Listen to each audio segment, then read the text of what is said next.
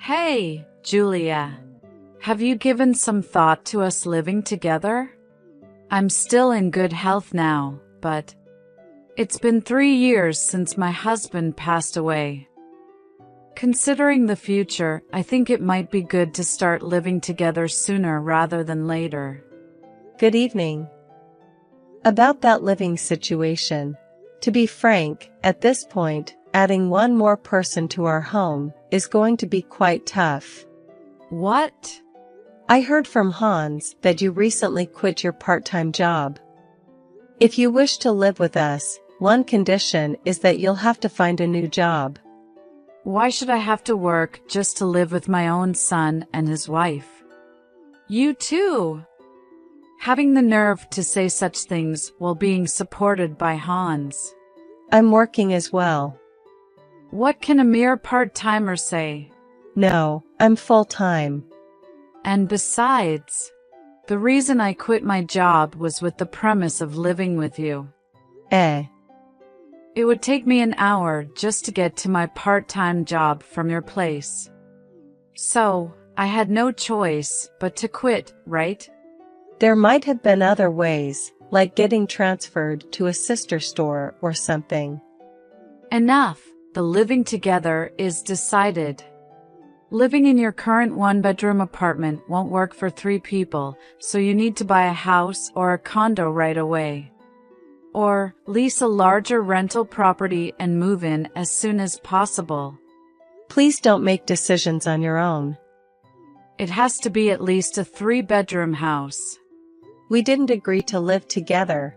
I will not accept any objections. I'll discuss it further with Hans, so start organizing your stuff. This is too arbitrary.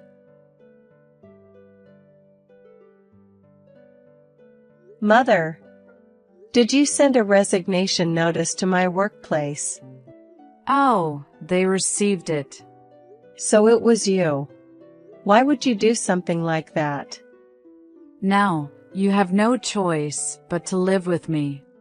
No, that resignation notice is invalid. What? Of course it is. It's obvious it wasn't submitted by me. By the way, do you understand what would happen if I really did resign? There's no need to rush. You can find another job once we move.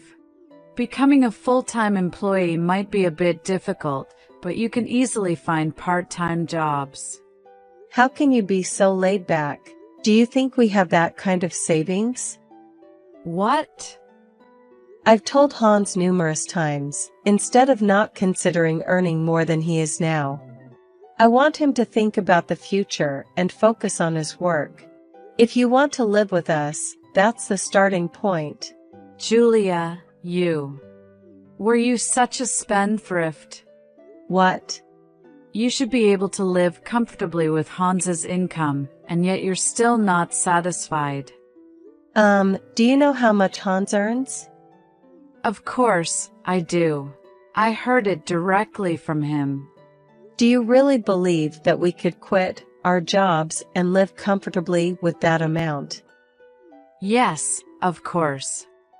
Especially if you get rid of your spending habits. I've been nothing but frugal. With Hans's income, I can't imagine why you'd need to save. Mother. Is there some misunderstanding here? Are you sure about Hans's income? I told you I heard it from him. Are you sure you're financially savvy? That's you who should be asking that. I believe I have a perfectly sound understanding of money. Good heavens. You are imprudent. I'm going to have a serious talk with Hans. By the way, Hans is always at your house, isn't he? Yes, I'm keeping him here. Why won't he respond to any of my messages? To keep you out of the living arrangement discussions. Don't just decide things without me. If we respected your opinions, we'd never make any progress. I'll contact you once everything about the living arrangement is decided. That's not acceptable. Once we start living together, get ready for some wife training. Hey sis, long time no see. Got a minute? Oh, Rick. It's been a while. What's up? I'm currently planning to return home temporarily from my assignment. Oh, really?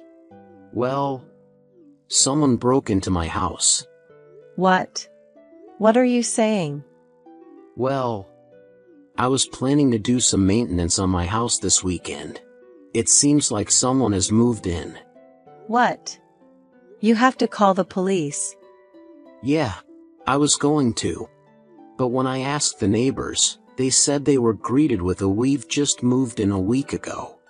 And they identified themselves with your husband's and mother-in-law's names. What? I didn't believe it.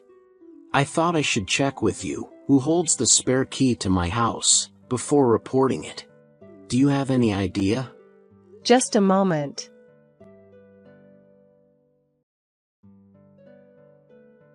Sorry, we might have been tricked. What happened? The key I had in the safe is missing.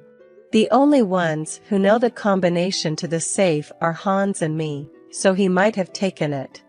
Why would this happen? Actually, my mother-in-law has been pushing for living together. When I said that she would need to continue working as a condition of cohabitation, she said she already quit her part-time job, and if we live together, there's no need for her to work.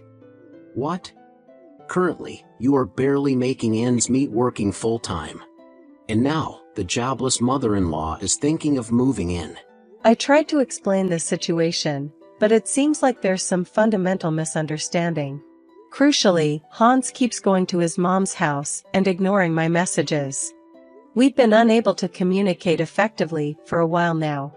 I see, so in essence, they're trying to coerce my stubborn sister into agreeing to live with them. And for reasons unknown, they've set their sights on my house as the place to move into.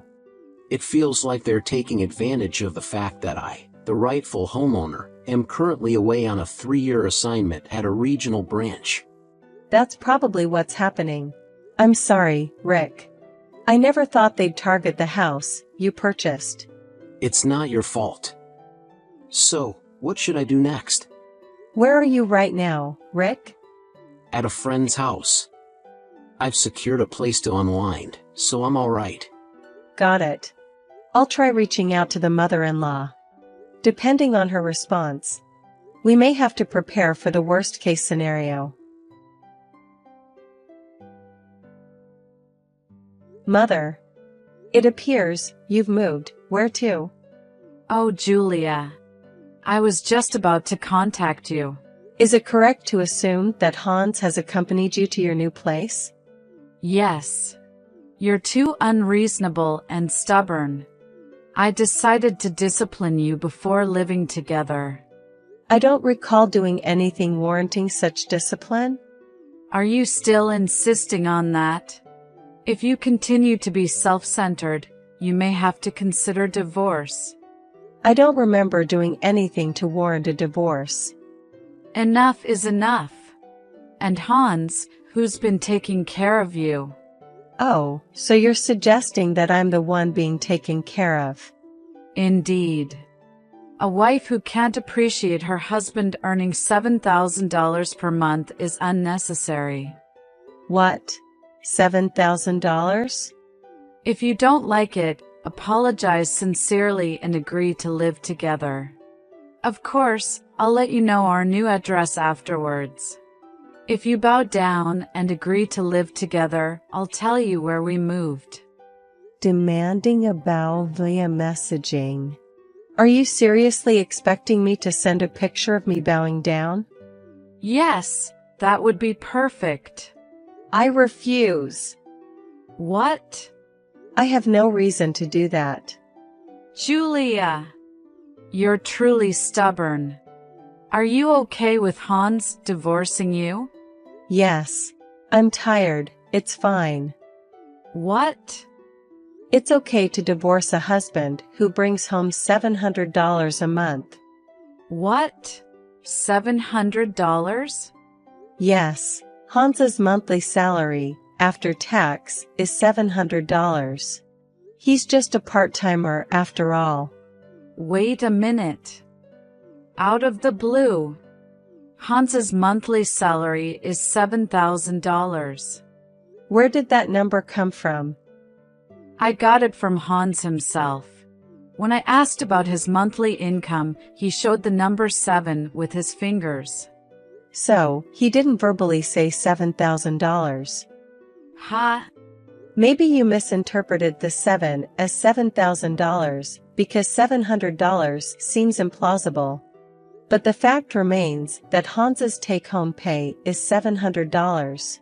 And to stir up such a fuss over this, I don't need such a husband anymore. Oh, really? I don't need a lying wife either. Well then, let's go ahead and divorce. In fact, we're getting divorced. Sure, go ahead. And then Hans and I will live happily ever after in this 4-bedroom house that Hans bought for us. No. That house will be returned to its rightful owner. Ha! Returned? The real owner?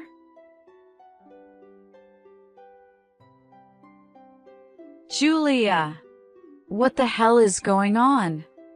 Your brother just came here and told us to get out. Ah, so he came, huh? What's all this about? That house was bought by my younger brother, Rick. Ha! Rick had a dream to own his own home from a young age, and worked part-time jobs hard since his student days. He bought his own home at 26, even though he was still single. The house you and Hans moved into without permission, that's the one. What are you talking about? Unfortunately, when Rick was finally ready to move in, he was suddenly relocated to a regional office for 3 years. During his absence, I was holding on to the spare key as I live in the neighboring town. But it seems that Hans has taken the spare key. I don't know what you heard from Hans, but from my brother's perspective, who is the real homeowner, when he came home for maintenance, like mowing the lawn or cleaning the house, someone else was living there. It's only natural he would ask you to leave. What am I supposed to do? Why don't you just leave quietly? It's clear that running away or refusing to leave won't end well. Well then, you tell your brother to give this house to Hans and me immediately. Huh? As bride's brother, he should listen to what the married family says. What you're saying is outrageous. Hans and I are no longer a married couple. Ha! I just submitted it to the city hall a little while ago. The divorce papers. Ha! But Hans hasn't filled it out yet. No, he already filled it out a while ago. What do you mean? Hans quit his job at his company without consulting me 6 months ago. Oh well, what's done is done. He quit his job, so for a while, I decided to work full-time. During that period, I expected him to diligently search for a job while taking on part-time and day labor jobs. However, there was no sign of job hunting even after a month had passed. He'd occasionally take on a short-term job or a day labor, and the rest of the time he'd just laze around. Seeing this, I made him sign the divorce papers with a promise that if you couldn't secure a job in the next 5 months, we would divorce. The deadline passed, and regrettably, we ended up divorcing. So, the story about Hans only making $700 per month, that's true? Why don't you ask Hans himself directly? I'm divorced now, so I have no interest in meddling with your financial affairs anymore. Well, by the way, it seems like my brother has reported you to the police. Police? Of course. You are squatting in someone else's house. Please leave my brother's house as soon as possible. That's all I want to say. Julia. Excuse me.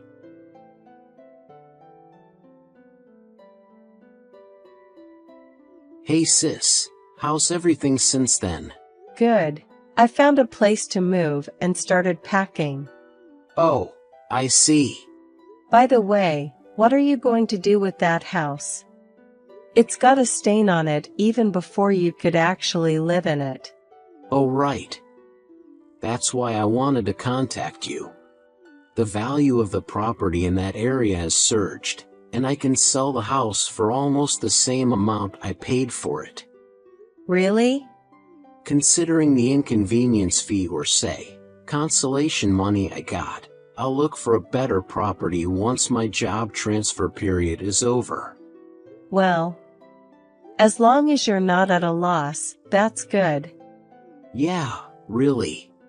You're starting over from scratch too, sis, but hang in there. Thanks. I'll catch you later. I'll come visit your new place once the busy season at work is over. Sure. See you then. After that text, my mother-in-law and Hans were taken away by the police. And her uncle, who came to pick them up from the countryside, took them back with him. Apparently, my mother-in-law was lied to by Hans that I bought the house. And since she misunderstood his monthly income of $700 as $7,000, they had a huge fight every day. Her furious uncle hit Hans with a get-a-job fist, and he finally started looking for one. Thanks to that, peace returned to my surroundings. Moreover, I was offered a full-time position from the place where I had been working full-time, which allowed me to start a stable life after divorce. As a side note, my former mother-in-law caused a ruckus at my old apartment just before I moved, and the landlord claimed damages from her. But that's a story for another time.